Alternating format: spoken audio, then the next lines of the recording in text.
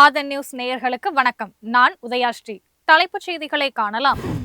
55,000 பேர் வேலைவாய்ப்பு பெறும் வகையில் தூத்துக்குடியில் 2 கப்பல் கட்டும் தளங்கள் அமைக்கப்படும். முதல்வர் ஸ்டாலின் சமூக வலைதளத்தில் பதிவு. சேலத்தில் அதிமுக பொதுச் செயலாளர் எடப்பாடி பழனிசாமியுடன் பாஜக மாநில தலைவர் நயினார் நாகேந்திரன் சந்திப்பு. மரியாதை நிமித்தமானது, அரசியல் பற்றி எதுவும் பேசவில்லை என தகவல். OPS, டிடிவி தினகரன் ஆகியோர் தேசிய ஜனநாயக கூட்டணிக்கு மீண்டும் வந்தால் சேர்த்துக் கொள்வோம். பாஜக மாநில தலைவர் நயினார் நாகேந்திரன் பேட்டி. திமுகவை வீழ்த்துகிற சக்தி அதிமுகவுக்கு மட்டுமே உண்டு. முன்னாள் அமைச்சர் RP உதயகுமார் திட்டவட்டம். தமிழகம் முழுவதும் மகாலய அமாவாசையொட்டி நீர்நிலைகளில் புனித நீராடல். முன்னோர்களை நினைத்து வழிபாடு செய்த பொதுமக்கள். பிரச்சார பயணத்தின் போது நாகை, திருவாரூர் மக்கள் அளித்த வரவேற்புக்கு நிகரில்லை. தாவேகா தலைவர் விஜய் நெகிழ்ச்சி.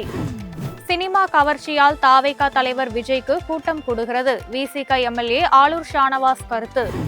மேடையில் எழுதி வைத்து படிக்கும் தாவேகா தலைவர் விஜயால் தனது கேள்விகளுக்கு பதிலளிக்க முடியாது. நாம் தமிழர் கட்சி ஒருங்கிணைப்பாளர் சீமான் ஆவேசம். உலக புகழ்பெற்ற மைசூரு தர்சரா திருவிழா 22ஆம் தேதி கோலாகல தொடக்கம். இந்தியா பாகிஸ்தான் போர் உட்பட இதுவரை 7 போர்களை தடுத்து நிறுத்தி இருப்பதால் அமைதிக்கான நோபல் பரிசு தனக்கு வேண்டும். அமெரிக்க அதிபர் டொனால்ட் ட்ரம்ப் மீண்டும் பேச்சு. இத்துடன் தலைப்புச் செய்திகள் நிறைவடைந்தன. வணக்கம்.